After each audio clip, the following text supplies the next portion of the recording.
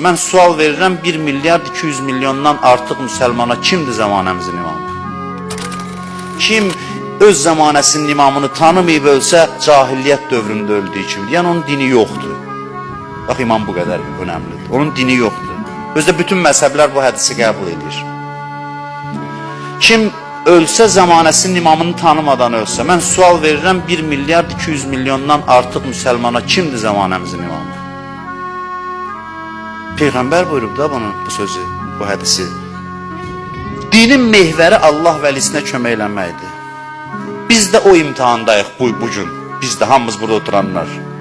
Bizdən də soruşulacaq. Qiyamət günü bizdən soruşulacaq ki, namaz qıldığından əvvəl soruşulacaq ki, öz zamanının imamına kömək etdin yoxsa yox? Bu sualdır, əsas sualdır. Qiyamətin birinci əsas sualı budur. Yəni hər addım atanda onu nəzərə alın, xahiş edirəm sabahdan.